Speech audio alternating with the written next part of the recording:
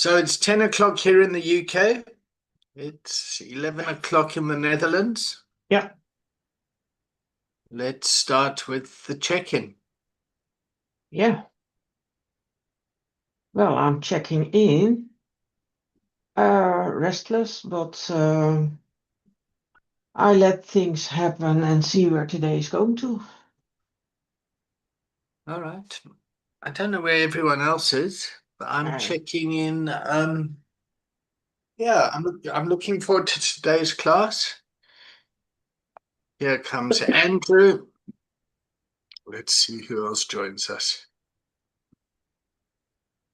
Morning. Good morning, Andrew. Epic has arrived. Epic survived.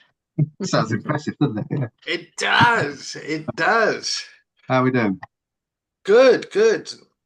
All right. So, seeing as you waited for the best part, you can read the statement for us. Are you all right to do that? Yeah, I can do. Do you want me to? Yep. Yep. Okay. So there we go. Morning, Marcus. Okay, go for it, Andrew, and then we'll check in. Yeah, so pre-recording consent. Before we begin recording, I want to make sure everyone is aware and comfortable. This session is being streamed and recorded as part of LERO's mission to build recovery capital and challenge stigma. Your personal safety and comfort come first. If at any time you would like your contribution or the recording deleted, please say so and it will be removed without question. Please remember, take personal responsibility for what you share. This is an adult learning environment, not therapy, mutual aid, or a faith-based organisation. If you are happy to proceed, please give a verbal yes or use the chat to confirm your consent to the recording. Yes. Yes. Yes. Yes. Marcus says yes, even though he's on mute. And Paresh is connecting his audio, so give us a thumbs up, Paresh. He can't hear us. There he is, Paresh.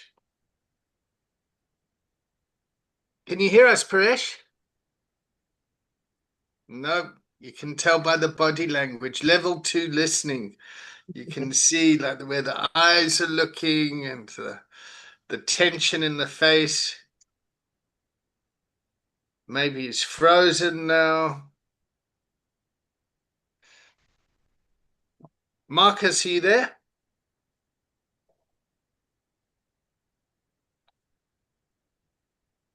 Right.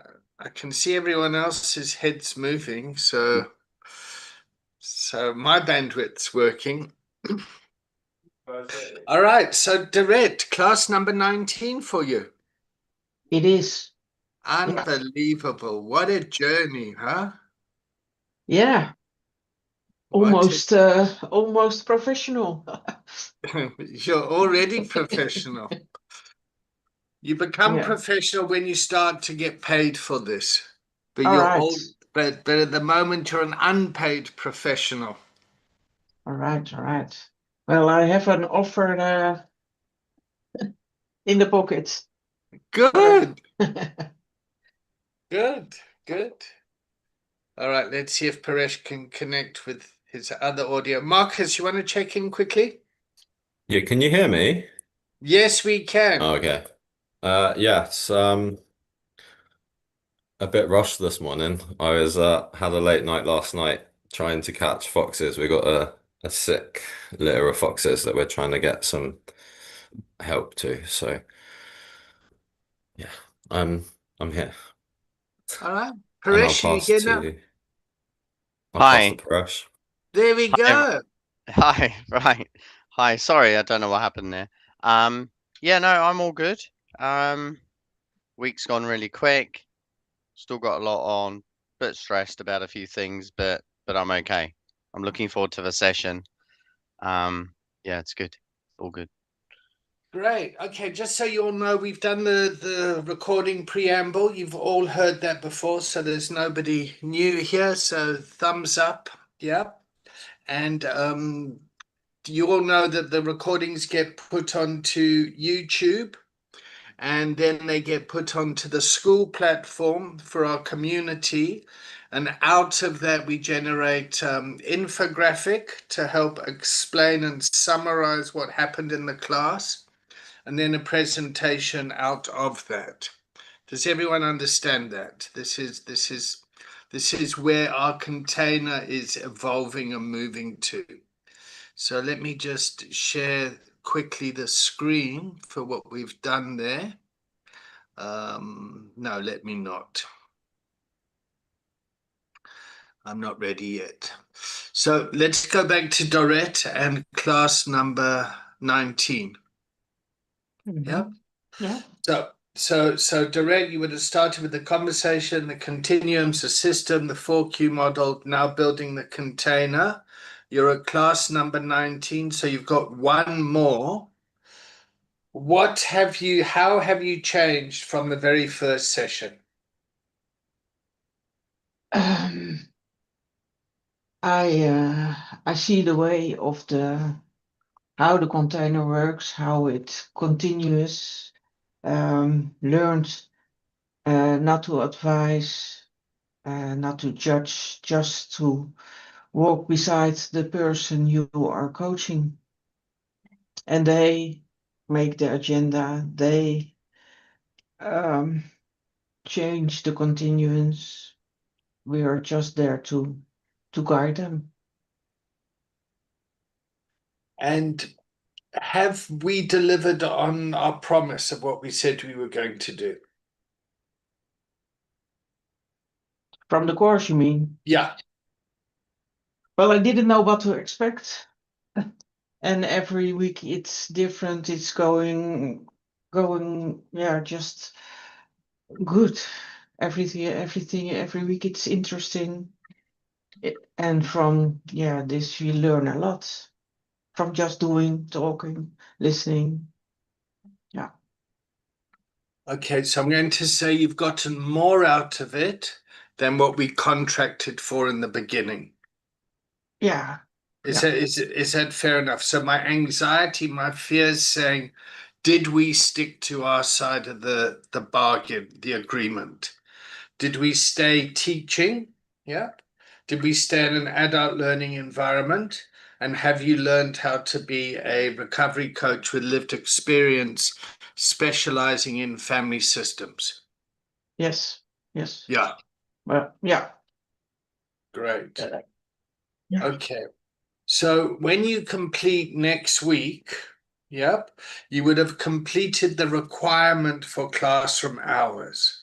Mm-hmm. However, we would love it if you came back, yeah, to continue your personal development.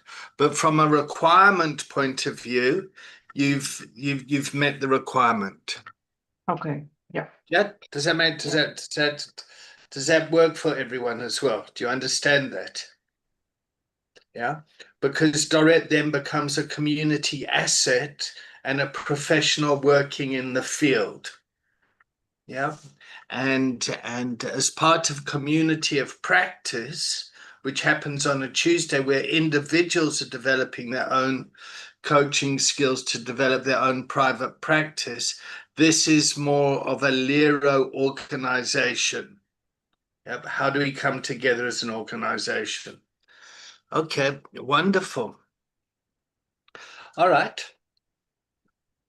So, where should we take today's container? What's today's agenda? Thank you, Dorette.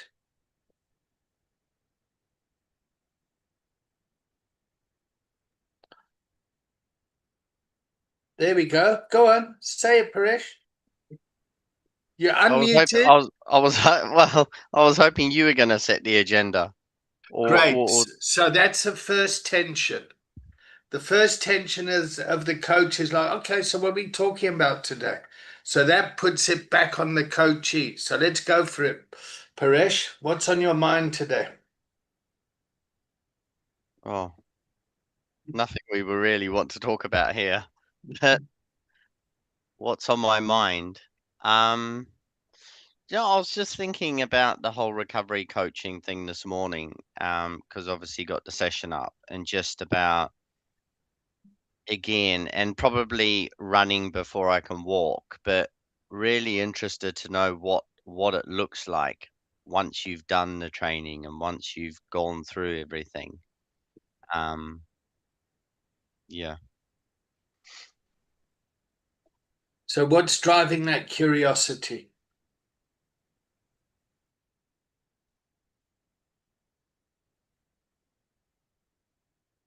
I think that's what I'm like. I like to see what is the finished product, what is the output, what does the goal look like at the end. Okay. Yeah. So again, I'm going to put that back onto you. But you've come along here. You've got lived experience, yeah, that Yep. you want to turn into a professional practice. Yeah. And to do that, you've made a decision to get some official training to give you a piece of paper that's going to certify you to say that you've done a certain amount of hours, a certain amount of theory, a certain amount of practice, a certain amount of personal work, that you've been assessed, and you get your piece of paper and you go out there and you're good to go. Then what does it look like?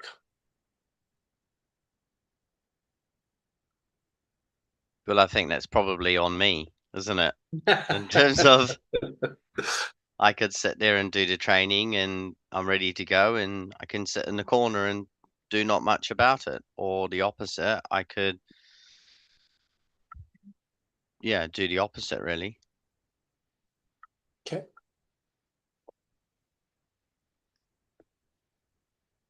I suppose it's just excitement as well. You know, it's something new for me. I've been doing the same thing during the day between the 8 hours of 8 and 6 for 25 years. It does get a bit boring. So it's exciting, you know. Mm, It's different. You know, when we first met, it's about I'm doing this for a couple of reasons. One, because I want to help other people. Two, I think it's good for me to have a purpose, and that could sounds a bit selfish, but could help my recovery as well. And then thirdly, to commercialize something. okay. Those are So, three drivers. okay. So in a capitalist world, people are trained on profit, profit, profit. Yep. Yeah. In our way, we think of people, planet, then profit. Yeah. And what I heard you say was that one of your values is helping people, and it gives you a sense of purpose. And then you said, but that sounds selfish. I want to challenge that. Why is helping humanity selfish? No, no, sorry. The first point was helping other people stop. And then the second point was, and also helping myself in my own recovery. That might sound selfish. So that was what I was referring to, that second point. Yeah. Yeah. Sorry, not the I'm trying first to. bit. Yeah. No, but I'm trying to work out, why is being a nice guy selfish? Yeah, no, it's not. What is the belief around work that you have to be miserable? That's a question to the container. I'm just challenging some false beliefs here. Marcus? I think it's because we find ourselves in the 9 to 5 rat race and it's enduring. We we spend a big portion of our lives working 9 times out of 10, working for an organization or a corporation. And the pressure, you do a good job and it's never enough. You have to go back the next day and you have to do better than you did yesterday. And then it takes you away from being human, having connection, living your life, getting your values and needs met. And then you get to a point and you think, fuck this, why am I doing this? But then there's no way out because your mortgage, your debts, your bills, your children, it's all wrapped in. So you have to stay, because if you stop, your life just crashes down to the ground. And so that's why work for me is, I did 10 years in retail and I thought, what the fuck am I doing? I'm literally serving addictions to people day in, day out: chocolate, newspapers, unhealthy foods, alcohol, cigarettes, scratch cards, and then looking around wondering why the community's fucked, because all this money is going to these big corporations and there's none of it's coming back to the community to serve the community. Sorry, little rant. I feel strongly about Yep. Okay. So corporations. I want you to repeat that, but this time say use I statements Mhm. and how it impacts your soul, how it like kind of pisses you off. Yeah. So for me, I hate seeing Yeah. people struggle. Okay. Like, yeah, at the end of the day, a friend, they say their frustrations, and this is, with the understanding that I have, like, I see the bigger picture, and I think, why are you doing that to yourself? Like, and I have to give a bit of grace to some people, because they are in that rat race, and I made that decision for myself to pull myself out of that. Yeah, it took a long time to find a new balance in life, and you know fulfilling my purpose, finding money. Um, I don't have a big respect for money, but obviously we need it. I need money to survive, so I do have to do that bit. But on the whole, I hate seeing people, communities. So I understand that if a person is sick, the community can help them. But if more than one person is sick, the community is sick. The community can't then help them. Um, so yeah, I see the bigger picture, um, and I guess I'm a I'm very analytical and critical. I ask questions in my own head, because I've asked these questions to other people and it baffles them. And they're like stuck in the rat race sort of mentality or mode. And I'm not trying to shame that person. They have a family or whatever. They have to keep with that mode of operation. But yeah, I do sit and think sometimes, just stop and change course. It's easier than we think, because I've tried it, but then I need to help people understand how they can do that as well. So that's part of why I want to do what I want to do with lived experience. Yep. Can everyone see the whiteboard? Yep. So this is another one of my models, and I'm just saying that just because I want to big up this work and our culture and what we do, because I really want to protect it. Yeah. So that's what I'm saying. And this part, the pioneer part, I learned from Ocean Mokabane when I did went out to Soweto, and she's a missionary. Yep, and she spoke to me about pioneers. Pioneers find something, they love it. Yep, they find it, then they go on to the next thing, and they keep moving. They keep pioneering. Where's the next adventure? Entrepreneurs come along and they find something, and they go on and they find something else, and then when they find it, they move along and they go and they grow it, and they grow it into organizations, yeah, that then become capitalists. So you've got the pioneer, the entrepreneur, the capitalist. Yep. And capitalists work to take this good idea and to generate money for shareholder value. Yep. So here you have the shareholders. It's so hard to write on the screen. I'm sorry about that. Yep. And then the academics come along. Yep. And the academics teach people how the business was run. and what you need to do to grow this stuff. And then the bureaucrats come along and bring in the policies, procedures, process, and the paperwork to like, this is how you roll this out. And usually then what happens is this fucks up what the original stuff was. So if we look at AI, for example, AI is a technology that's kind of been pioneered by people that were very passionate about humanity and IT stuff, and various NPOs and things were set up. And out of those NPOs, now we've got the race for AI. So AI has really moved into the capitalist space now. Yep, Sam Altman and his original founders have kind of broken up, and they've Chat GPT's moving into this corporate structure. Are you guys with me on that? What's an MPO, sorry? A non-profit organization, a charity, non-profit. Hey guys, let's do this. Let's do this for good. You can see it with the rehab industry. Yep. The rehab industry with the AA 12 steps. So let's just change this color here quickly.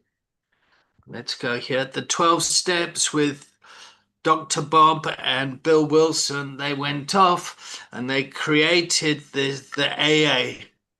Yep. And AA was so successful, then the Ford administration with Betty Ford said, well, let's create a whole lot of clinics, let's commercialize treatment, and let's use AA as the aftercare thing around it, and let's align it with the war on drugs and all that sort of stuff, and let's roll this out around the world. And then the academics came along and they said, okay, well, this is what needs to happen when it comes to treatment. This is, the Minnesota model, or that we've moved into psychiatry and brain science and neuroscience and that sort of stuff. And then the government policies and LEROs and, the CQC and communities of care and all this sort of stuff have all kind of come together. So now we find ourselves in a system. Yep. And as coaches, we're now looking outside and looking at this system. Does this make sense to everyone? Yeah. So Paresh is over here now. I didn't forget about you, Paresh. Yeah. And Paresh has been in a system where he's essentially, just tell us your job title, if you're all right with that, Paresh. Yeah, sure. So I work in procurement and technology procurement. So I'm a technology procurement consultant. Okay, cool. So he's in an IT system. Yep. And he's been a worker in this environment. Yep. And which box would you say you fit in?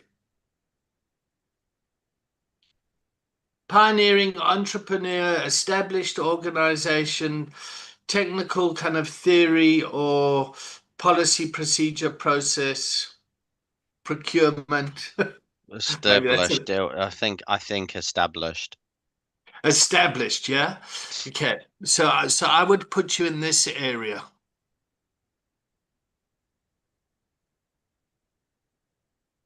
Guys, this is the strategy of the business and the organization. This is what we need to do.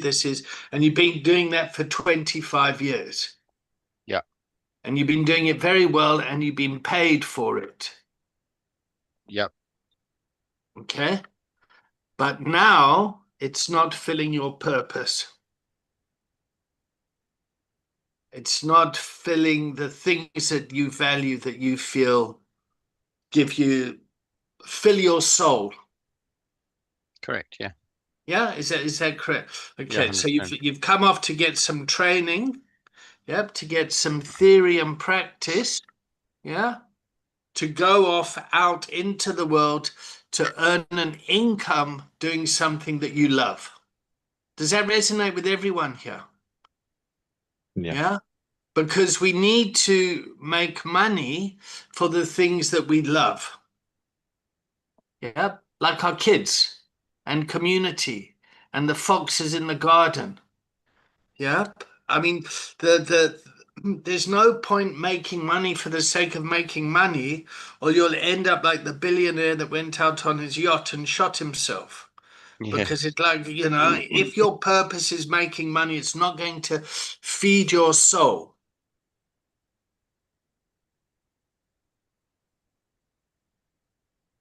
Yeah?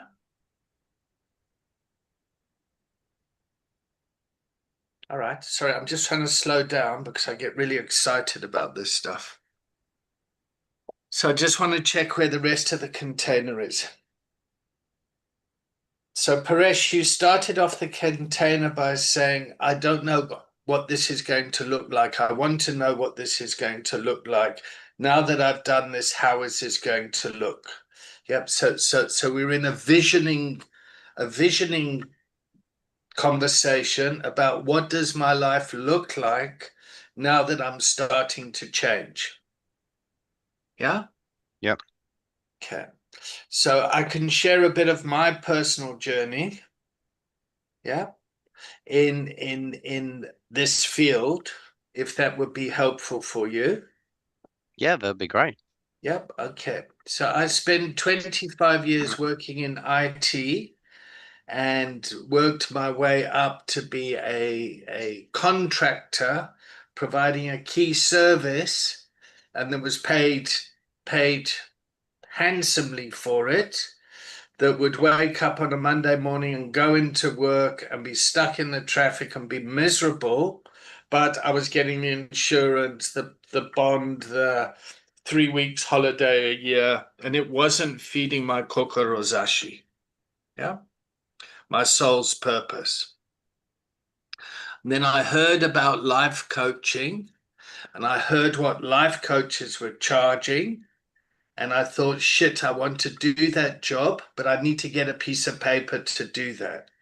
So I went off and I did training that was recognized through the ICF, International Coaching Federation. Yep. And it was called the Coactive Training Institute, and they teach coaching. Yep. And I thought that I would take my coaching to go and do executive coaching to work with executives within my industry that felt the way I did. Can I ask a quick question? In this timeline, where was you in your recovery, or an addiction or active addiction? So I must have had 12 years complete abstinence at that time, and I was Oh, very much entrenched in 12-step stuff. yeah. And I was losing faith in the 12-step industry.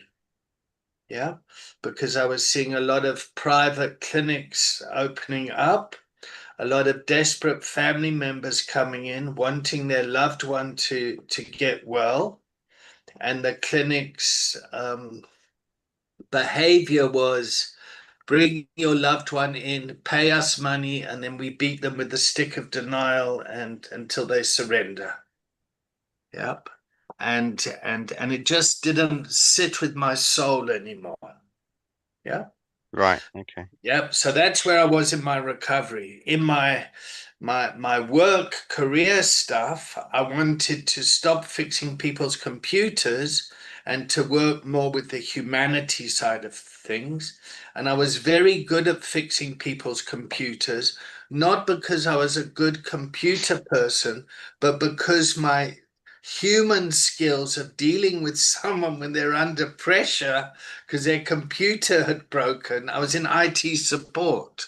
So I was able to build rapport with people that were feeling stupid, under pressure, overwhelmed, didn't know how to ask for help.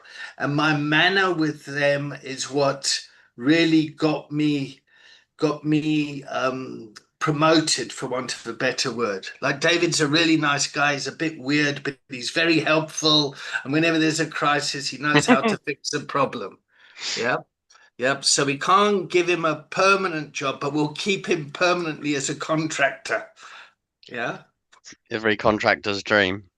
So that was the culture of the environment. And then I thought, well, the best way for me to build a business is to work in the industry that I'm already a part of. Yep. Which is banking and IT and that sort of thing.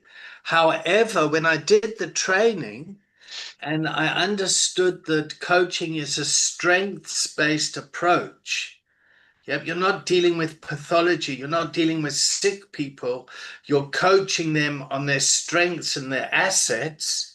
I thought, shit, this would be great for the patients at the clinic. And then I Googled recovery coaching as a skill set. And I thought that would be my niche because I understand the environment. I understand what the problem is. Yep. And I started my journey there working in both. And I Googled recovery coaching at the time, and the one person that came up was William White, who you'll come across when you do your research. Yeah, so my coaching journey then went to executive business coaching and to develop recovery coaching. But that's enough about me. What I did do though is I knew that when I left the corporate space that I needed to take responsibility for my family first. Yeah. So part of me, as much as I was passionate about this, I still had responsibilities as a father and a duty to that. So whereas my addiction was like, oh, fuck the kids, let's just score and then we'll make a plan. In recovery, it's like, we got to look after the kids and then I can do what I want to do. Does that make sense? Yeah. And I can go into that a bit deeper, but I'm not going to at the moment. Let's just whip around the container and just check what we're learning in the container. I'm talking a bit too much. Andrew, let's go with you. What's coming up for you? Yeah, it's pretty much summed up my life. Like the first 12 years of my career was basically in a job that I couldn't stand, but I couldn't leave it because I couldn't cut down my wage and I had to keep moving up. And then I started to go to my addiction to try and help me get out of that trouble, but ended up making me more ingrained in it, and then ended up having to leave it because of what I'd done in my addiction. So, and then finding something I enjoyed doing was tough because I didn't know what I enjoyed, and then I found it, and now I'm there. So yeah, it kind of sums up it, relating to a lot of what everyone's sort of said so far, and can really kind of resonate with it. And that race was the only way I got out of it was by committing fraud and getting and being forced out of it. I didn't do it by choice. But I'm so pleased it happened. But in the end, but yeah, it's yeah, the fact that everyone else has kind of had a similar situations is yeah, amazing, really. Cool. Olivia?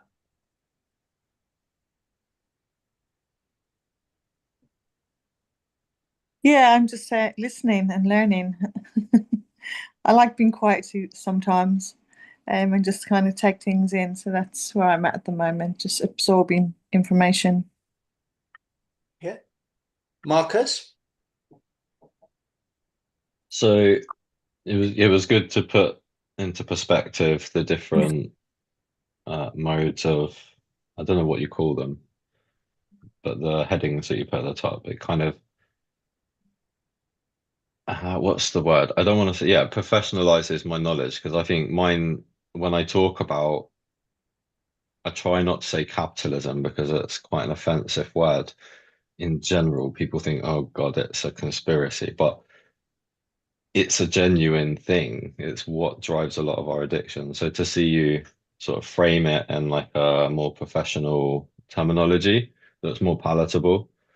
So yeah, I'm one of some of the things that I'm learning is to listen, and I thought I listened quite well. I do it as a in suicide prevention. You have to be a listening ear and pick up on body language. But you're teaching me. This course is teaching me to a different level of listening, and also language. You know, I've done NLP courses, but I'm still learning more about language, and how to ask questions as well. I think that's something that I've really struggled with was, I think, from school, you know, you're not allowed to ask questions. The answers are in the book, so just fucking read them. Um, I'm learning how to formulate questions and to open up more about someone or their circumstances or whatever they're talking about. So yeah, it's absorbing, and you know, Right. the learning comes, like I will realize I've learned something when I come up against a situation. So yeah. Cool. Dorette, how's the container doing this morning? Um, well, I think we all have our noses the same direction. I'm also Wonderful metaphor. We all have our noses in the same direction. yeah, Wonderful. not really happy with the work you do. I have the same problem. I worked 25 years in insurances, and I've looked around for more socially involved companies, but I am 58, and they are kind of not are not waiting for me. I tried, but so I think, yeah, it's interesting to see that you all have the same wanting more meaningful jobs in helping people, socially involved companies, work. Yeah, that's what I feel in the container. Cool. So my judgment is going to be biased, but I think we're on track. Like with Thursday, we're talking about coaching in lived experience recovery organizations. You know, although the only person that's in an official organization here is Andrew. Yeah, Andrew's been paid for by Epic Restart to come here and to get certified and then to go off. Yeah. But the rest of you are like coming together, exploring and going, shit, where we going? We going from here. So, what are some of the common values that have come up in the container this morning? Helping people. Yeah. What Having else? purpose, having purpose, Having purpose. filling a Yeah. hole in the soul. Yeah. Same thing. Yeah. Okay. Yeah, feeling meaningful. Yeah. Purpose, meaning. Okay. Yeah. I think the fact that everyone's recognized that the job doesn't serve them, like boundaries, assertion of boundaries, and taking action on those boundaries. Say more about that, Marcus. So, like, we all understand that, you know, doing that 9 to 5 rat race is hurting us more than helping us. So it leads to addiction, and there comes a time where you put a boundary in for yourself and say, no, this isn't for me anymore. And then Okay, taking so action to enough. find enough is enough. Yeah. So Enough is enough. asserting that boundary. Yeah, okay, cool. So stop, enough. Okay, great. Andrew? Um, I think there's something else. I guess the listening side of things, being attentive to others as well. Yeah, people showing an interest in other people. Okay. So I would say individually, we've all got a common sort of purpose. This works for me. Yeah. And collectively in this container, our noses are pointed in the same direction. I love that. How do you say that in Dutch? Onze neuzen staan dezelfde kant op. And is that a common saying in the Yeah, Netherlands? yeah, it Yeah. is. Okay. Wonderful. Wonderful. All right. So our noses are all pointed in the same direction. We're moving forward. Don't capitalist organizations talk about that in their team building and things like that? I guess they do, Yeah. but it's generally not a human centered ideology. It's a statistics, money, figures, Okay. and the humans have to make it work Okay. at So any let's cost. Yeah. okay. Let's just examine that belief quickly. Maybe I've just had bad experiences with the companies that I've interacted No, no, with. no, no, no. I get it. I No. get it. So companies are made up of humans. Do we agree there? Yeah. Yep. Like to be in someone's company is to be with people. Yep. Yeah. All right. So let's just take this a little bit further and let's focus on this part of the drawing. Let me try and give it another color. Is there another color here I can use? Green. Yeah, no, it's why aren't the colors coming up, man? Oh, there we go. All right, green. All right, let's focus on green. The money. Let's make that a bit thicker. So here's the greenback. Yeah. And out of here we've got, yeah, shareholders.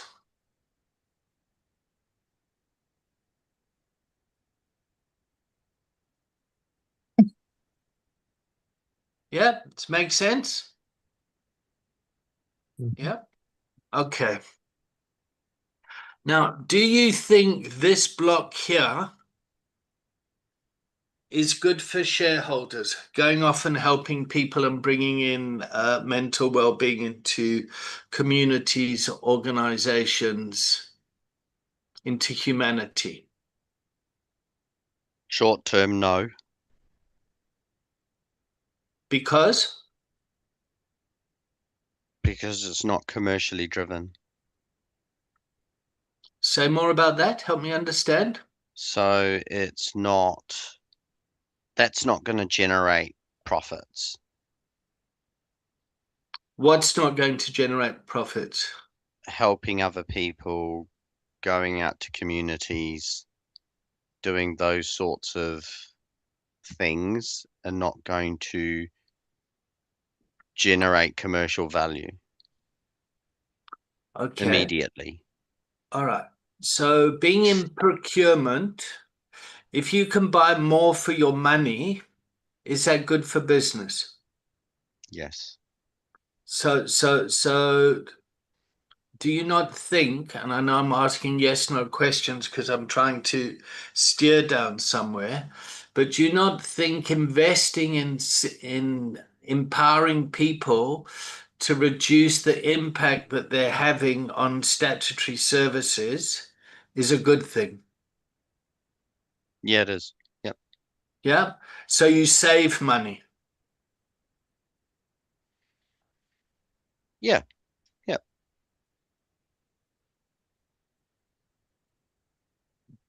So a lot of people in organizations don't understand how to deal with the heart of people. They don't understand how do we do with all this feeling stuff. They understand the transactional side of it. Yep. The bottom line, the figures, that sort of stuff, but they don't understand the heart of it. Does that make sense? Mhm. So I just want to take this a bit further because LERO members, lived experience recovery organizations, are based on the passion and love that people have. Why are you all here this morning?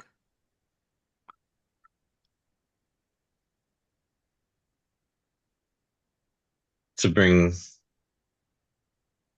some sort of change. There's something in my journey. There's lots of things in my journey that I think that change is achievable, but with the right driver behind it. So Lero's lived experience speaks to me more than corporate policies. I think Great. they're the same things. One's just lived and is here in the now, and policies are something that's a past and that can be updated and the goalpost can be moved. But I think human values are kind of solid in a way. Yep. So, yes, Andrew. I mean, Andrew, you have to be here because your boss has told you to. Yeah, you've got to do this training. Yeah, no, for me, it's about learning the techniques to be able to help people in a more professional and healthier way. My lived experience can help people to a certain degree, but if I can't communicate that in the right way or ask the right questions, this is learning how to get the best out of the person I'm coaching. So for me, it's learning tools around doing that and using my lived experience to help others through the way I was helped. Yeah, that's the main bulk of what I want to get out of the coaching is to keep picking up skills to be able to keep progressing and be a better coach. So, how many organizations have to train their staff and send staff on trainings where the staff don't actually want to be there? Not. How efficient is that? It's wasting money. It's hemorrhaging resources, money, manpower, time. Well, the technical term for that, Marcus, is it's a fuck up. I mean, it's somebody has to call it.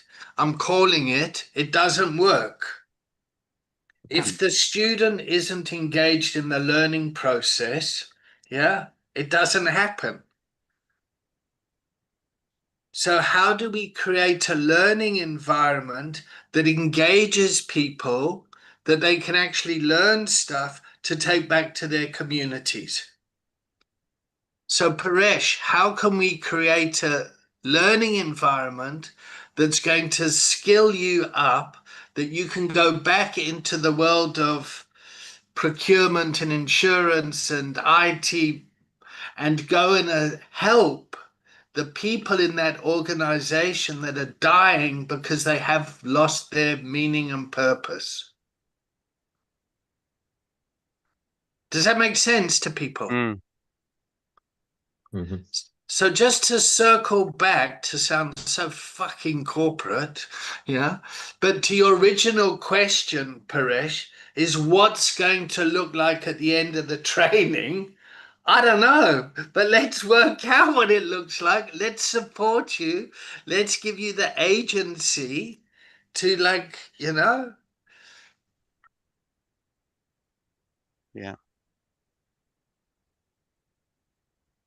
I almost think it was a bit of a dumb question now. It's what you make of it, right? It's what you get out of it. It's what you do with it. It's what you learn. You could take it back into the workplace and not do anything else on the recovery side. You could just use it personally. I don't know. Coach your family. That's not going to work out well, is it? But Mhm. Well, I don't know. I don't know. I think if we learn listening learn mm, how to mm, listen, and then learn how to ask different sort of questions and listen to what's important to the other individual, our relationships improve in all areas of our lives yeah, and all the roles that we fulfill.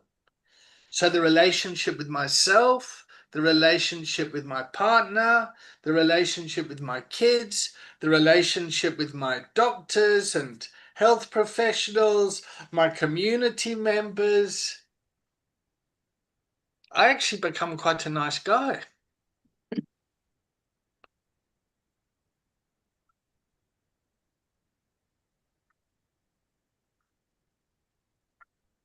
All starts by yourself.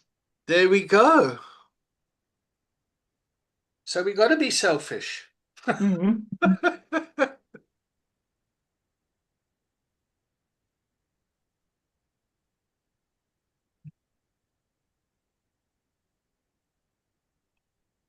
So one of the things that we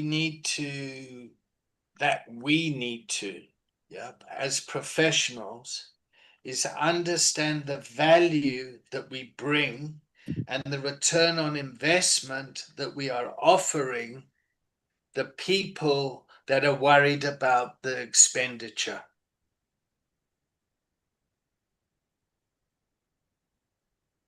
How much is a gram of cocaine nowadays? Does anyone know? About 40, 60 pounds. 40, 60 pounds. All right. Ketamine is 20. Ketamine. Okay. So Olivia, I've got some fucking real pure Colombian. Yeah. Uncut. It's £100. No chance.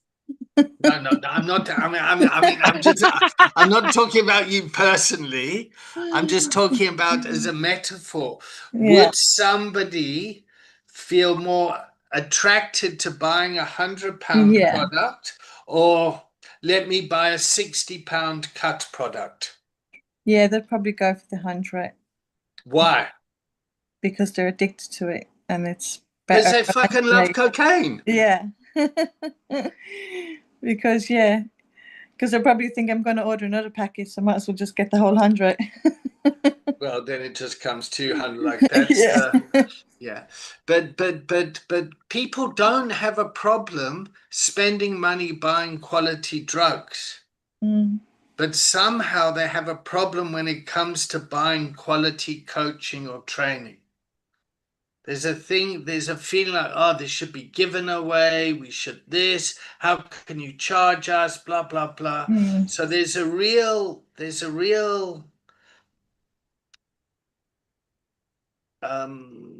undervaluing of the work that we do. Mm. I do it personally. I feel immense shame around money and value, and I overproduce and overgive. Someone I heard a saying, and it was quite profound for me, that people will pay you what they think they are worth.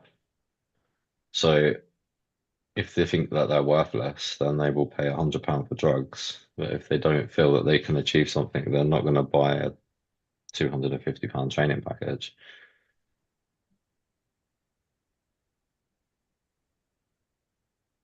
It's a thing, huh? Mm. All right. So quick evaluation. How's today's class going? 5 being great, 0 being it's fucking shit. This isn't what I signed up for. On the count of 3, let's see your hands. 1, 2, 3. So two fives of 4. Okay. Andrew, what would make it a 5? The answer to the last question I've got going around my head is how can you actually make this? And that's not to say the coaching, but for me, it's like, yeah, there's a lot of questions going around my head around that side of things. And to score a 5, I'm not a. I'm more of a Craig Revel Horde from Strictly Come Dancing in that respect. I'll always score a little lower. Just make for room for improvement. Keep you on your toes, David. Okay, cool. So you can never achieve a 5. There's always room for improvement. Yeah. All right. So let's take a break now. Yep. Let's come back at the top of the hour and let's see where the container goes. But I'm really enjoying today's class. I had no idea where it was going, but I think we've covered the coaching conversation. Yep, I think we've covered the container direct. Yeah. So I think like Paresh is our newest student and Dorette is our most experienced student here. We're doing well. Yep. In touching on all of the things that we should be learning. Remember, this part of the training is the process of coaching. Yeah. You've got the theory and practice in that you do outside of these classrooms. Okay, I'll see you at 1 minute past now. That gives you 7 minutes for a coffee and a vape. Oh, you bloody vapors, honestly.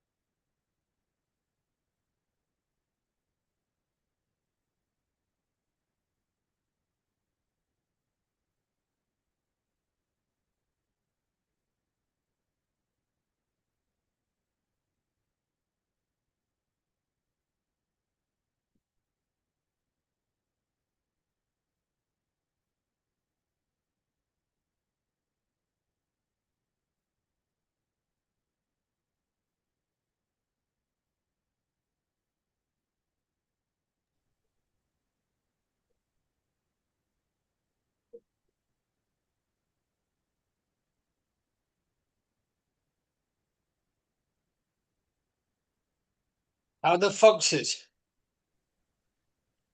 They're not good. They're not good.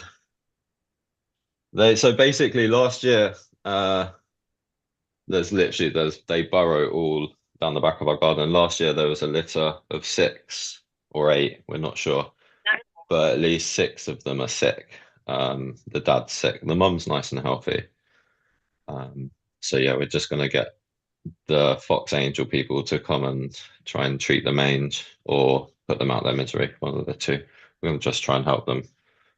But needed to get videos of like all of them so that he could assess what he needed to bring and whatever. So I was sat at the window and the camera on the doorbell trying to capture something. So So yeah, I went. tonight I, he's going to come with a big net and camp out in the garden in his camouflage and try and catch them. wow. It's amazing how foxes have come back into the country.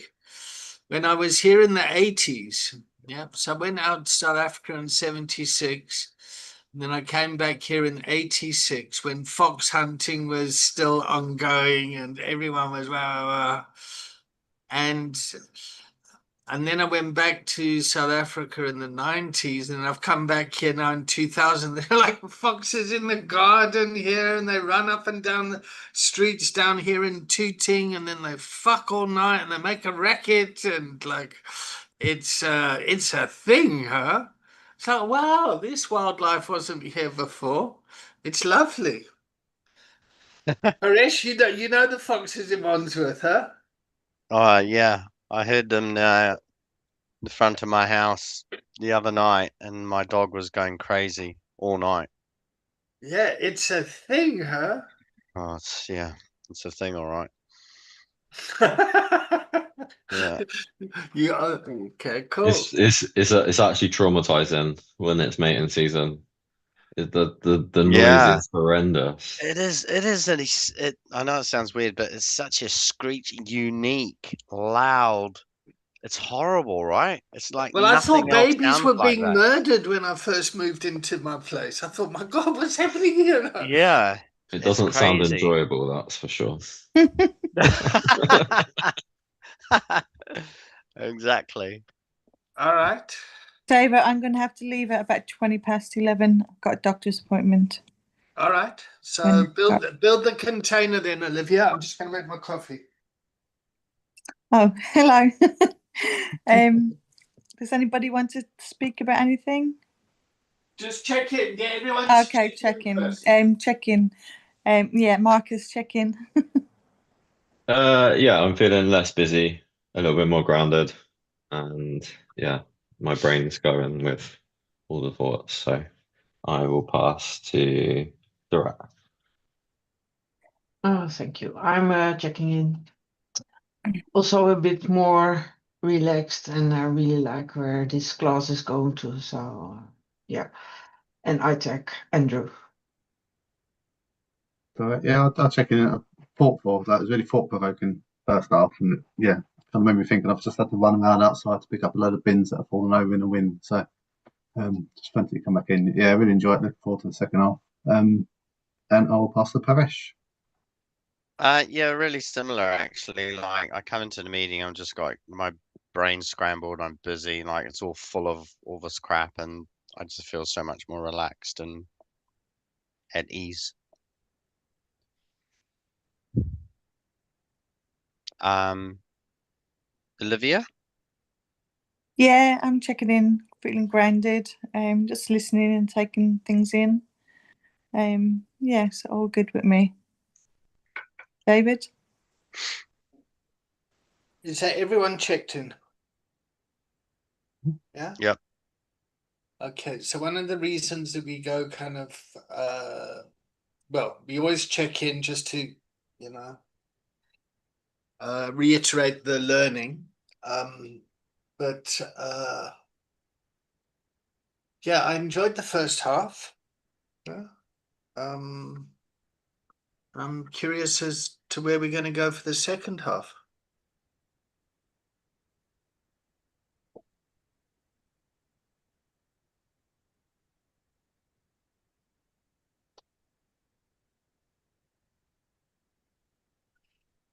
I was curious as Andrew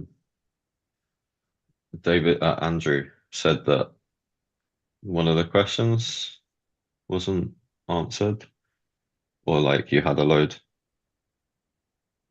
come from it. I was just curious what that was.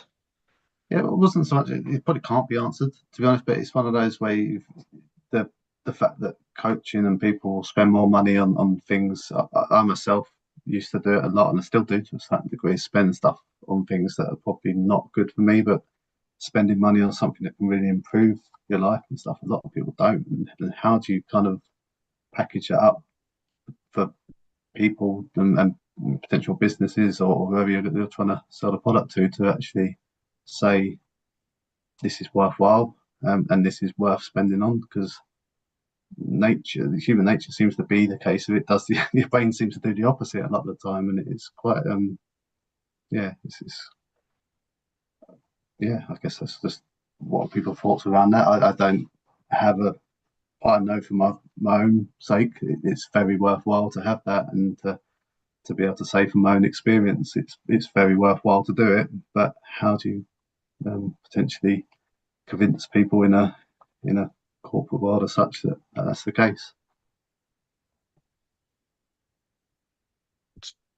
From a little bit of my experience, like a lot of research and going to them with um, statistics and data that they understand corporately, because then they understand it and digest. So at the moment, my overall task is to basically all of the services that keep people well in our local area. So Red Hill, Surrey, I want to do like a mass survey, but from a human-centered co-production um, point of view, and sort of just show that this is why people don't engage, and this is where they do engage, and it gives the agency back to the community, and it's actually less work for you to do because, like this, David turns up and he asks us the questions, and the answers are within us, and it's the same. I think if you, I find in myself looking for that niche in my community. Um, so yeah, and then I hope to put that data, you know, the companies that are doing well, let them crack on, champion them, and then the ones that aren't doing so well, market a training package or offer to go in and set up co-production panels so that they can get that data that they need in order to improve. So that's my sort of take on what I want to do with what I'm learning is, and that's how I'll package it up in a way. And then things will come up of it naturally in a way. What sort of data are you measuring? What would be the So you got like satisfaction surveys and feedback forms, but they only ask questions that are related to like the key performance indicators. They don't generally ask like how like they might achieve that outcome of, I don't know, satisfaction, but the person still feels that the service is missing something. So I don't quite know what data. I'm learning Hmm. more about that now. I thought that I did quite a comprehensive deep dive with Olivia on the contact centers, and then someone else has posted a whole nother model of family family recovery contracting. And then I spoke to my other friend who lives local, and he's like, these organizations already do some of what you're doing. So yeah, like I'd be interested to see what the data is behind what they're already doing. Hmm. We've got to start somewhere, I guess. And Okay, can you all see the framework? Yep, can you all see the whiteboard? Yep. yeah, Yeah. All right. So when it comes to training, yep, you've got the structured and unstructured access, known and unknown.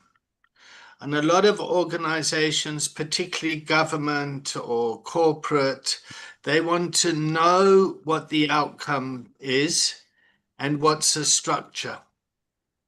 Yep.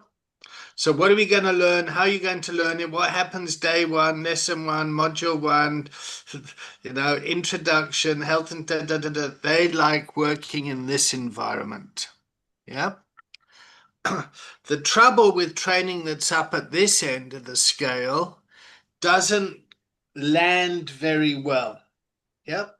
So you can have an online self-study, click-through, web-based delivered learning to accompany someone's role.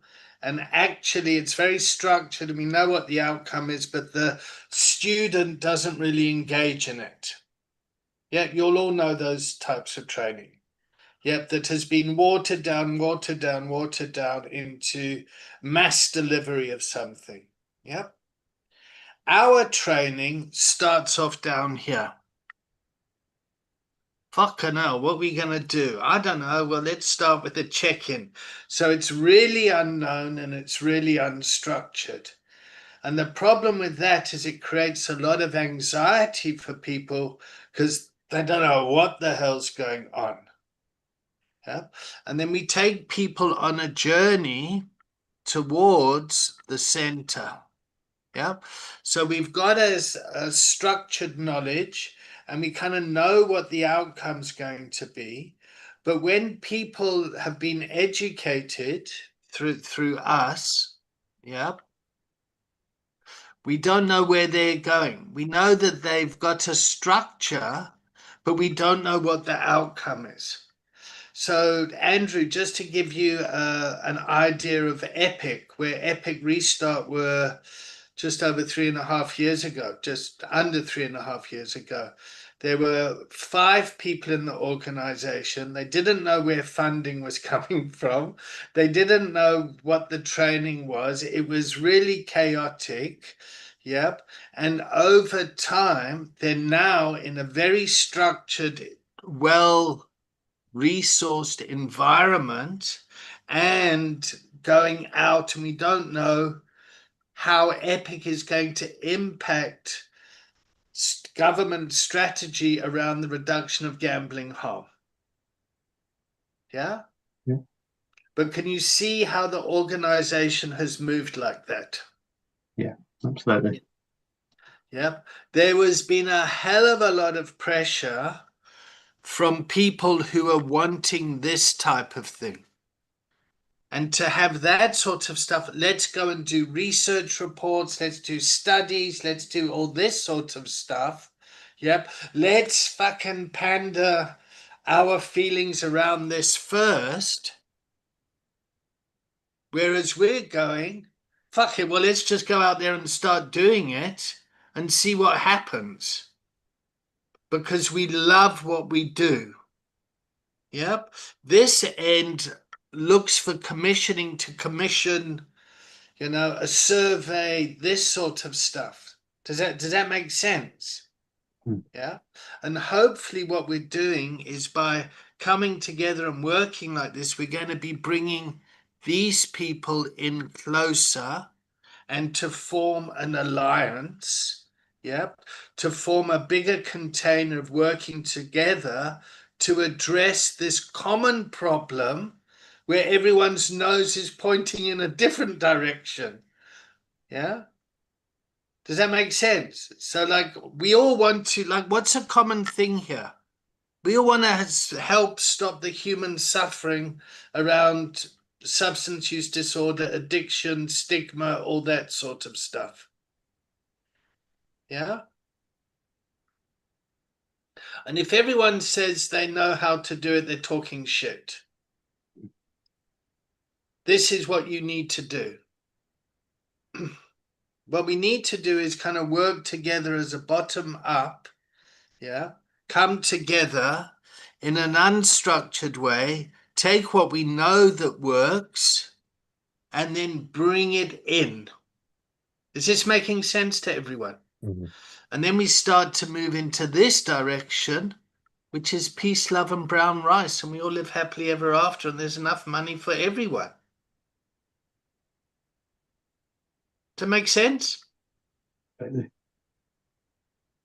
I think it's a great fucking model.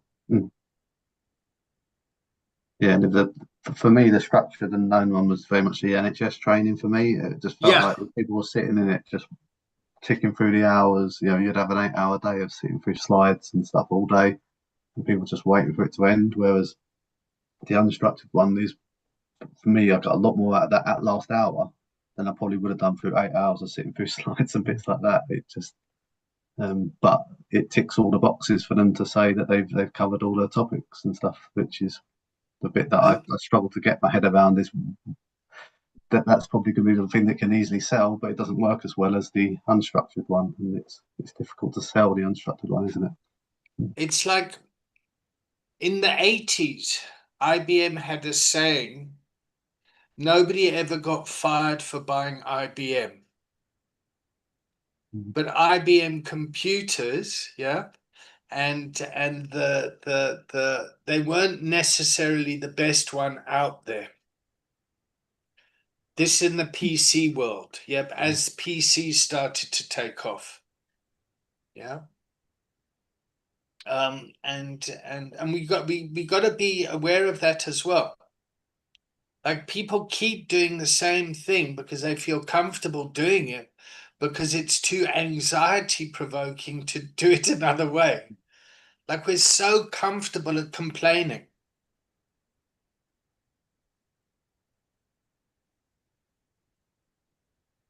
Just on the NHS thing, our local NHS trust has 2 mental health ambulances, and they bought them 3 years ago because they know that they need something structured and they know why they need it, but they don't know which people to put in the ambulance. So they've been sat in a car park for 3 years because they don't know how to actually operate the mental health ambulance. But meanwhile, there's people out there without an ambulance or a car addressing the mental health crises.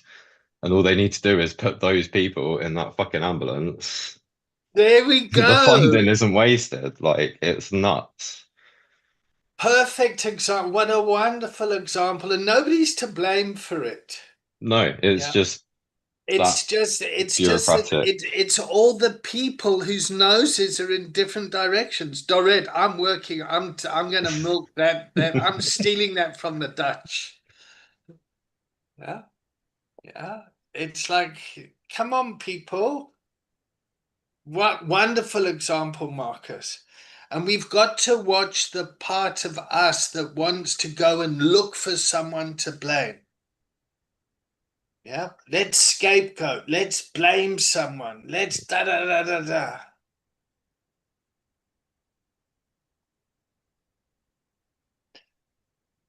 I mean, I get frustrated when people complain about Trump, because Trump was voted in by a whole lot of people.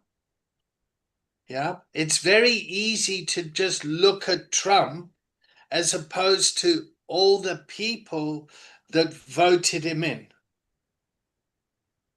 Yeah. And I've seen this pattern many times. When I ran away from the South African army in 86, because that regime there, the apartheid government, was just fucking wrong. And I came back to the UK and everyone was complaining about Thatcher. I couldn't work out, like, why was everyone complaining? You voted her in. Like, what's going on? And I think my thinking has always been a bit different like that. Sorry, David, I'm going to have to go now. You bloody Trump supporter. I'm off. Going to meet Trump. How are you checking out, Olivia? Thank you so Yeah. much for coming and being here and being so dedicated. And I will be back next week on Tuesday. I'll probably watch the end of this when I get back. So see you all later. Bye, Olivia. Bye. Yeah. bye, Olivia.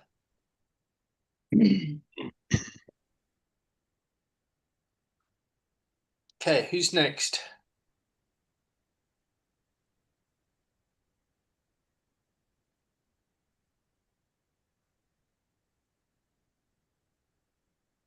I'll go on following on from that then, Dave. That's okay. If say when you're coaching someone and they have very strong views like that, and then what you just said is that taking off the sort of emphasis of those potentially strong views and stuff. Where do you draw the line with them as such? If the views of the country, I suppose What a wonderful example, yeah. Mm. So how do you coach someone whose views are completely different from yours? Yeah. Yeah. All right. So why don't we role play? Why don't we have some fun here? Yeah. All right. So I want you to be a white, racist, Trump supporter, Jew hating, woman hating, yeah, homophobic Nazi. Cheers, David. All right, okay. Yeah. Just Trump. Just Trump. Then just be Trump. Okay. Sorry. All right. So, Andrew, what brings you here today? I want to make the world a better place. Okay. What's wrong with the world? Too many people fighting around and not enough people listening to what needs to be done. And yeah, the world's a terrible place and it needs to improve. Okay, so somebody who's completely opposite to all who might be triggering me, you sound pretty like quite a nice guy. Oh, yeah, I'm a great guy. Yeah, yeah. Okay. I don't You're know not about very good at, you're not very good at role playing. I know, yeah, yeah. Um, So let's stop role playing then. But there's always some humanity in someone, in my experience. The one thing about addiction, yep, is the pain is the same for everyone. Yeah. And like Donald Trump's brother died of alcoholism at 43 years old. You know, he's a family member. Yeah, yeah. I mean, I don't want to kind of go too much into it, but really, what I want to say is like any illness, people aren't immune to it. The pain that families go through is the same. And in South Africa, where there's a lot of history of trauma because of the apartheid system, when people come together and they sit in a container and we talk about the pain of addiction, yeah, and to try and find recovery of that, these families suddenly bond and see each other because of the common pain. So the burden of being a mother, yeah. So if you're a Zulu mother that kind of was brought up with a strong faith in Christianity, and your son goes off and drinks alcohol and doesn't do his job and crashes his car, the shame that the mother feels is exactly the same as a waspy white Anglo-Saxon Protestant mother that kind of lives in the northern suburbs of Johannesburg. Yeah. The pain of the mothers is still the same. And where sometimes the fantasy is, if I lived like that, then my son wouldn't be like this. Does that make sense to everyone? If we lived in England, we wouldn't have these problems because they've got the NHS in England and we all live well in England. Let me go to England. Like people come to England and they find out, oh, it's not so great here actually.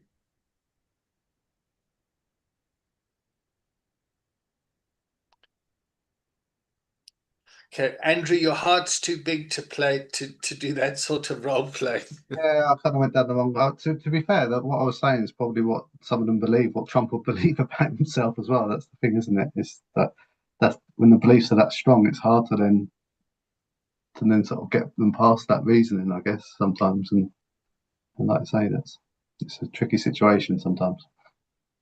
One of the stories I remember is in the war in South Africa, you got essentially kind of white men that they're called recce's, yeah? They're like special forces that would go out and inflict harm, and then you'd have what was called terrorists, which were just the other side's freedom fighters, yeah? And this recce crew went in and killed some people. Yeah, and then you go in and do reconnaissance. You go in and kind of, see, you know, who you've shot and get information back.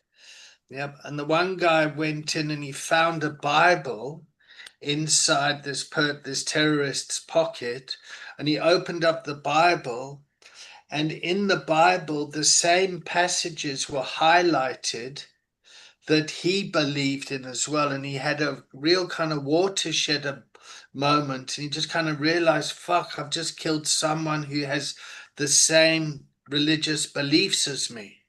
Mm. And I found that story to be incredibly powerful. You know, look, it makes me quite tearful if I think about it, how people can get put up against each other and actually on the battlefield you meet. So when it comes to reconciliation work, it's about listening to the other side's story and having compassion for, I'm going to say, the oppressor. Yeah. So when I did the work with the Durham police 4 years ago, I had a real awakening around how difficult it is for the police, who are so used to following policy, procedure, the law, that their humanity had been kind of, they didn't know how to bring it back. So to bring in that stuff, and now they got to be nice to kind of drug addicts from the community, is a bit of a mind fuck. Yep. So how do I be nice to people that I've been conditioned and taught not to be nice? Mm. It's and I don't think we appreciate how difficult it can be for particularly for law enforcement. You know, like the policemen have family members too. Yeah. And those family members struggle with drink and drugs. And then it's like, you got to kind of turn a blind eye to that and put the uniform on in the morning and then come home and it's a bit like the priest's daughter in the village is the best shag. Like she's a naughty one. There's a saying in Afrikaans which I'm not going to bring in, but it's about the dominee's meisiekind, the dominee's daughter. Yeah. Oh, I'm loving this class. Are we still on track? Yeah.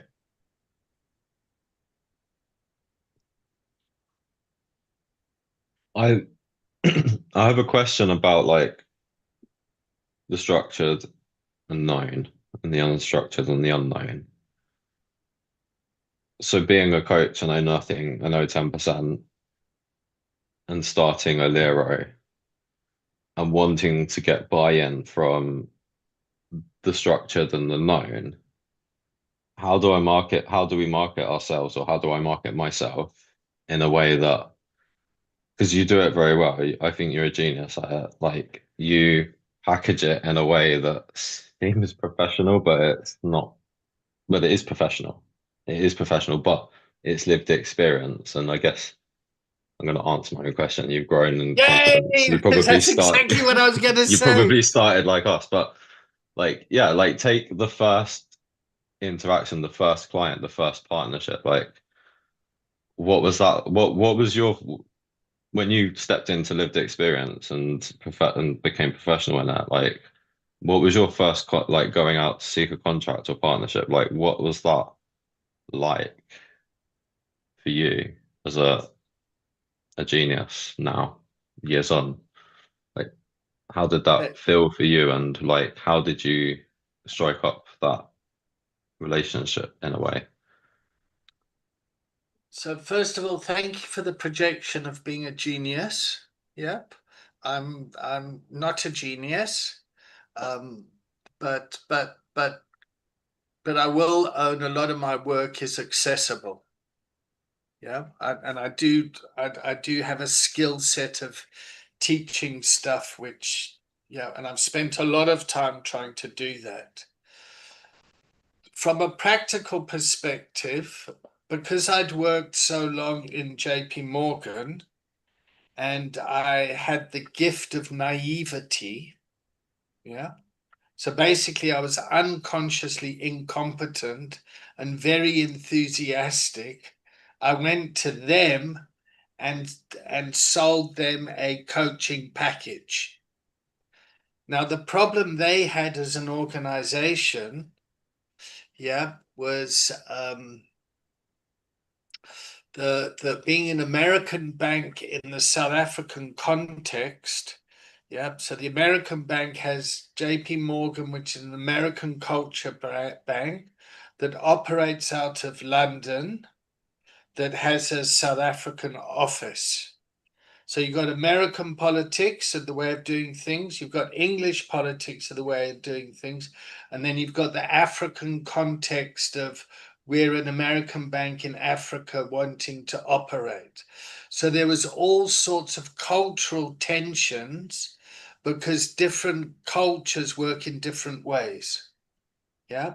So in the South African context, there are laws in place to bring in economic empowerment to try and undo the legacy of the past. Yeah, which is basically kind of to redistribute wealth fairly amongst the masses because there's such a gap. Yeah. And so for a bank to operate in that environment, it has to comply with the local regulations. Yep. Now, the Americans aren't interested in that. The British aren't interested in that. They just want to see what's the bottom line. And, we're bankers and we got to fucking produce things. Otherwise, we don't get our bonus. And they are trained to be ruthless bankers. Yeah. That's just how they've been conditioned and brought up, and yeah. So the problem is we're bringing in black people from the universities, the top tier black people. They're coming into an investment bank environment and they're leaving our environment because other organizations need to poach these people so they meet their quota of having black people within the organization. Have you guys got an idea of the picture? Yeah. Yep. So, yes, let's go in. The brief is let's go in and coach people so that people stay in the organization and we can understand the nuances of different cultural things. So, for example, in black culture in South Africa, if somebody dies and there's a funeral, everybody goes. So you were having these black executives or bankers that were caught between, well, the policy says you only go to a funeral if it's a family member that dies, not someone from your community. Yep. And so the term for it is black tax. Yep, where black people have to pay additional tax because of their cultural stuff that they need to honor, because that's their family and their culture, and the institution doesn't want to change its policies, procedures, and blah blah blah. Yeah. So the brief is to go in there and try and bring understanding and the nuances to the system. Yeah. At the beginning of the brief, we want people to stay in the organization. Yeah. Halfway through this 9-month intervention, there was a global economic crisis. The property, what was it? The not prime lend. What was that? Fuck. Paresh, you'll know what happened where the mortgage bubble burst in 2008. Prime Credit lend, crunch. huh? The great finance, well, GFC, the credit crunch. Well, yeah, when Lehman Brothers went bang and all Yep. these people, yep, and there was government bailout. So halfway through the intervention, the world changed, and then the brief was, okay, well, now can you help these people leave our organization because we got to make people redundant.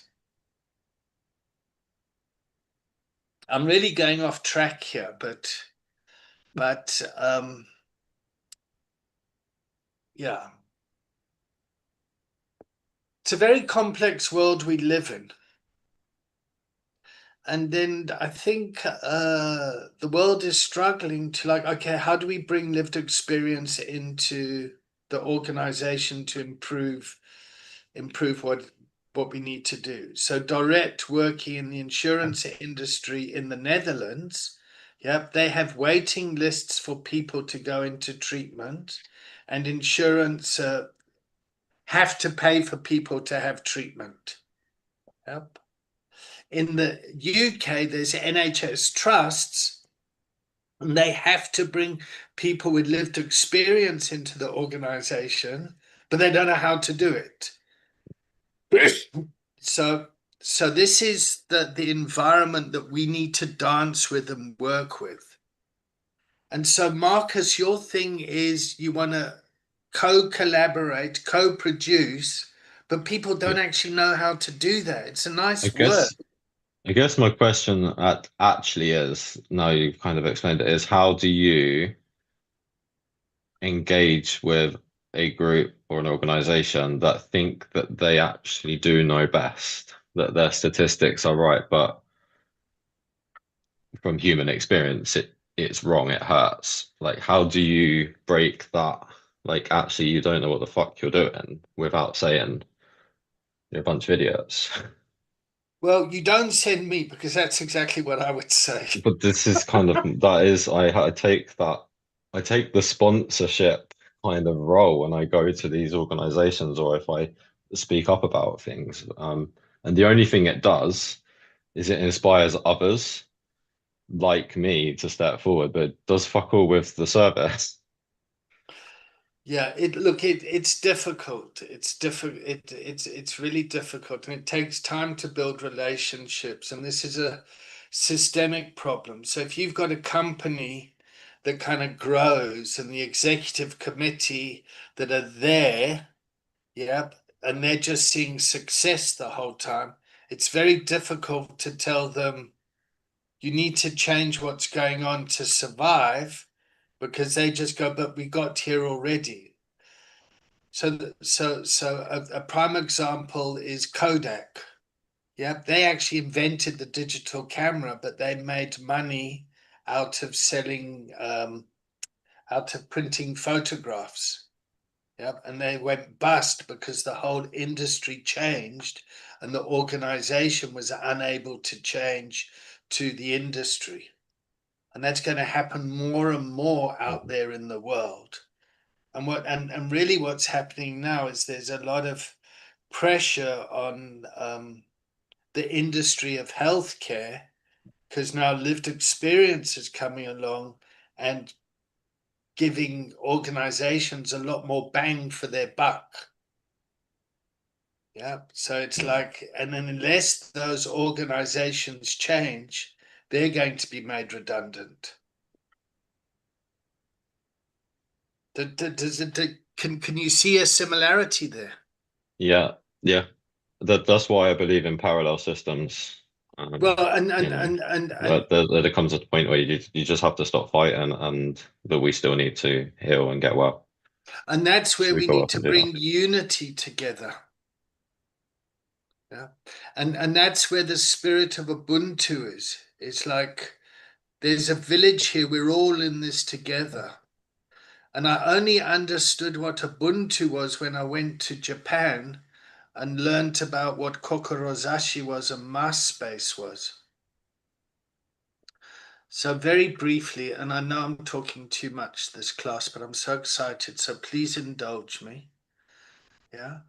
But I did work with Red Bull, and Red Bull had an energy drink that they were distributing globally to a market that didn't have energy drinks. But when they tried to go to Japan and distribute energy drinks, there's already a lot of energy drinks in in Japan. There's 128 different types of brands of energy drinks. Yeah.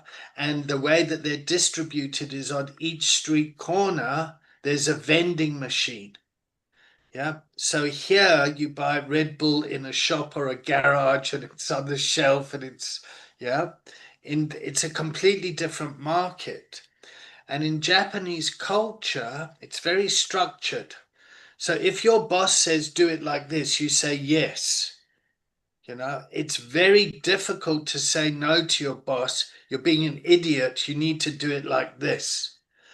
So the work with the we did with Red Bull was to get the locals to speak up to the bosses to say, boss, this isn't going to work here. Yeah.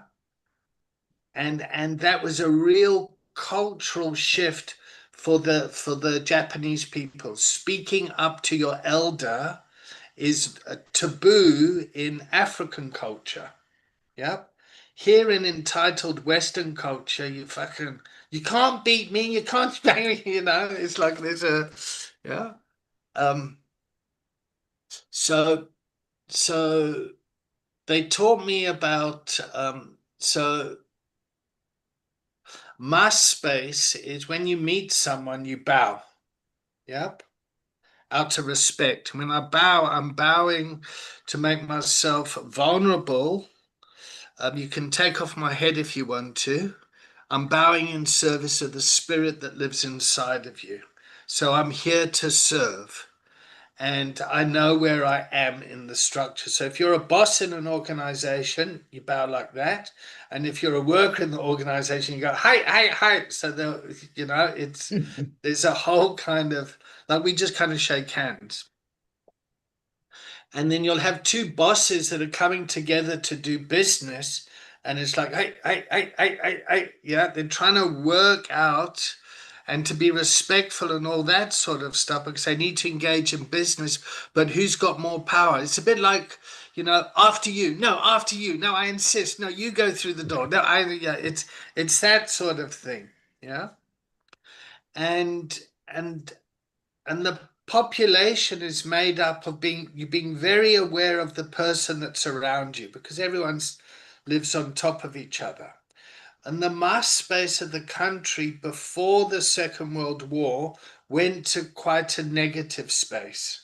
Yep, and they bombed Pearl Harbor and at the end of the Second World War, Nagasaki and Hiroshima were obliterated with the atomic bomb. And the emperor said, our job now is to rebuild Japan. So no matter what you do, wherever you are, we got to rebuild Japan. And there's real unity there. And everyone was working. They all had their nose pointed in one direction. I'm so working that one to rebuild Japan. And they've done fantastically. And when I understood that story, I suddenly got an understanding of what the spirit of Ubuntu was. It's like, fuck, we're in this together as a village. We don't leave anyone behind. We're all going in this direction. Yeah. Whereas kind of Western culture is me, me, me. I gotta fight to the top. I gotta be number one in my class, number one in university, number one fucking whatever it is. Yeah. And then my Western thinking was able to kind of open up a bit to the spirit of Ubuntu. Does that make sense to everyone? So to go back to your money question, Paresh, around 2012, I was so tired of trying to chase money to get someone for me to kind of like be the CEO of an organization to make money. I just thought, fuck it. Let me see how I can build this organization without money because the world is on fire. Nobody's going to give us money to help a bunch of drug addicts. Let's just see what we can do without it. So I changed my tactic to think, okay, what resources can we make and get for free? And hence we're here today. But it makes it very difficult to bring sustainability and people along because we have a culture of giving things away, undervaluing our work, over delivering because we've got such kind of inherited self-esteem around this stuff. And yeah,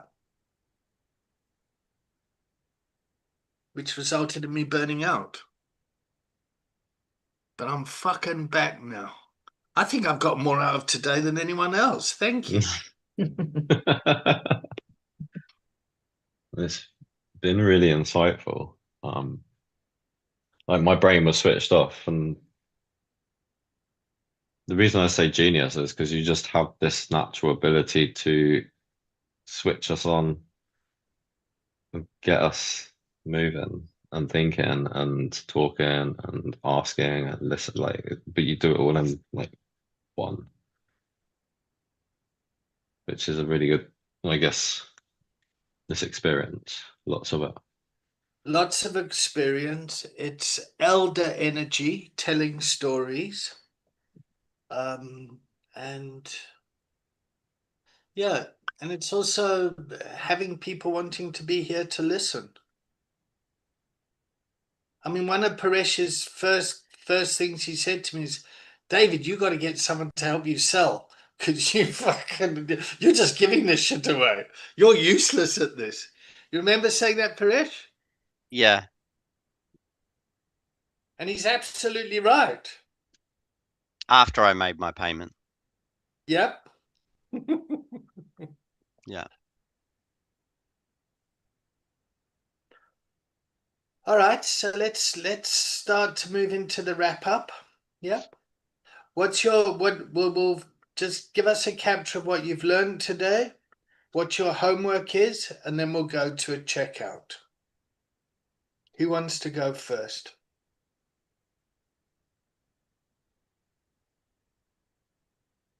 I'll go. So one thing that I feel is coming up in me is uh changing my approach. So my thinking, the language I use, how I listen, what I listen out for. Uh, and yeah, I've always been looking for someone that is responsible, accountable, and actually it's starting to understand even more. It's all organized, like it's just the way that we organize corporately that's broken. So yeah, and I'll probably go away and I don't know, maybe just watch how other people approach various situations in everyday life and just look a little bit deeper into that and to just be aware of myself when I'm approaching things. So yeah. Let's get those ambulances moving. Oh, that's on my list. I've got a stakeholder panel discussion for to interview the new COO of our local NHS trust. So it's going to be the first and probably only question on my agenda amongst the stuff that Well, so we've been given a list of questions that we are to sort of ask, and they might as well just interview themselves with their own list of questions because I've got my own questions, if you know what I mean. Who gave you the questions? The NHS, Okay, so come here and ask us these questions. basically. Yeah, and then we give feedback on how we think they've answered the question. And they since took away the commentary that you could write how you feel. So now it's just 1 to 5. 1 to 5. How was your experience with the question that we asked you to ask? I mean, it's insane. Like, I don't know where this has come from.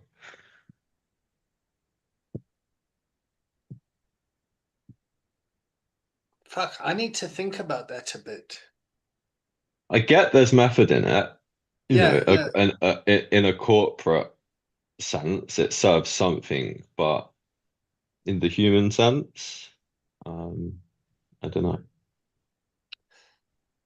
So one day, in fact, maybe this afternoon, we can talk about the shadow side of things, where things behavior happens because of hidden agendas. So one of the things that just excuse me jumping in, please bear with me. One of the things in corporate South Africa is to bring unity amongst black people and white people in the office, yeah, would impact productivity and profit from, because I think when there's tension between black and white, racial tension, the black person thinks that he's got to work extra hard because he's only been given the job based on their color, and the white person works extra hard because they think they're going to lose their job, and the people in top can just see increased productivity out of the fear that these two humans have with the adversity between them. Does that make sense? I'm lost. Okay.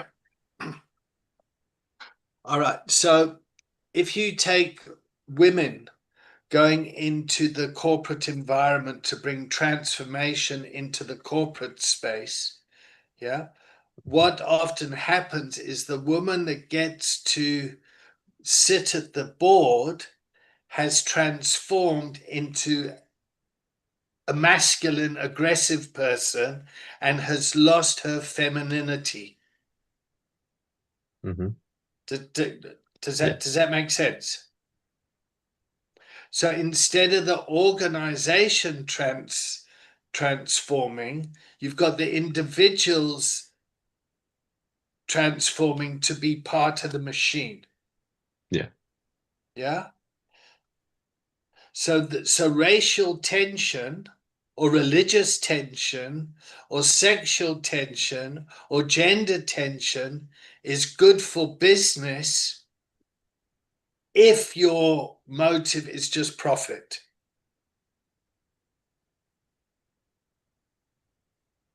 We'll talk about it more. Mm.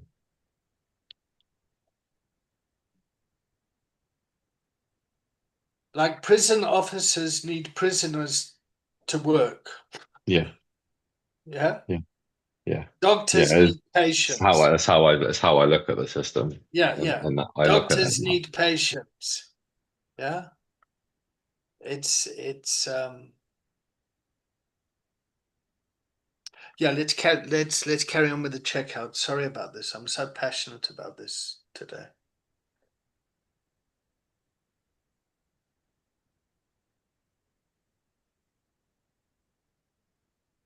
Okay, it's a showdown between Andrew Dorett and Paresh. I can go. Yeah. Go for it. Yeah. Tough world, isn't it? Just it's like, wow, there's so many complications of it, and being adaptable around it all and the surroundings is kind of a big sort of theme for this afternoon. I love the way you structured the structured and unstructured and unknown thing, and it made complete sense to me with regards to that. And I have a lot of people ask me what the training is like, and I can never kind of explain it, but I said it works. It's like you sort of go in and you just get chucked in, but you come out of it and you've learnt so much. So that can sort of help me explain it a bit more. And I'm glad you kind of acknowledged it and sort of said it how it is, because yeah, I've been through the NHS training now. I've had this training, and I get so much more out of this environment. So yeah, learnt loads today. It's been great. I'm looking forward to this afternoon.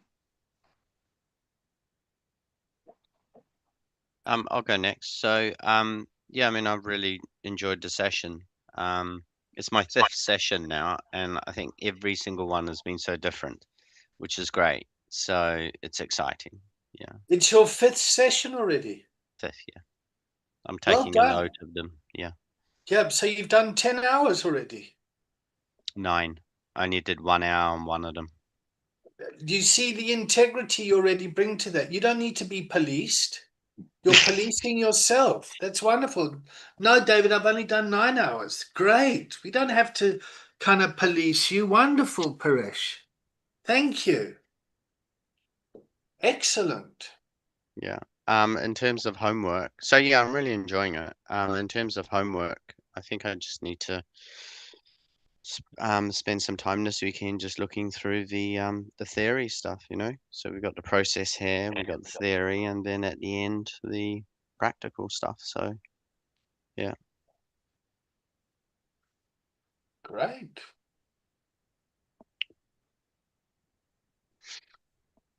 Is that everyone checked out? Should we do the checkout now? I haven't Doreen? checked out. Well, we covered a lot today. I think a lot to think about. I cannot really summarize what we spoke about, but what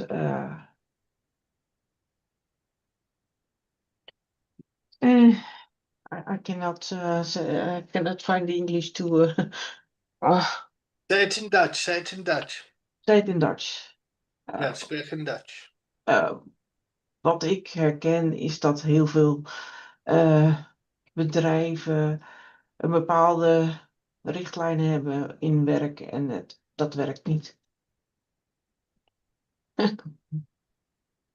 Does it make sense?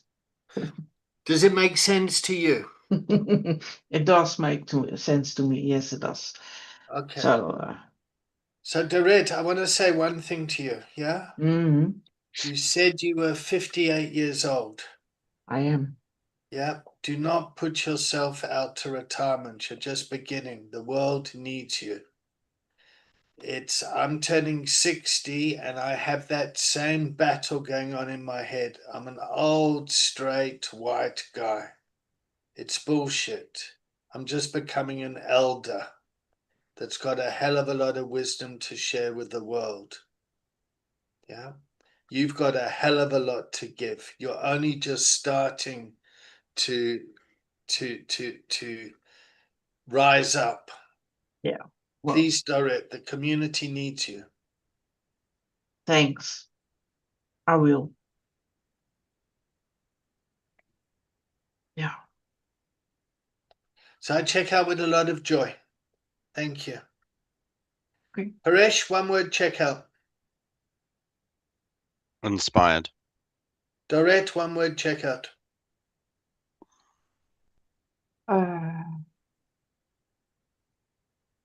Overwhelmed. Andrew, one word checkout. Thankful. Marcus, give us a paragraph. No. Informed. Informed. Cool. All right, everyone. It's the top of the hour here.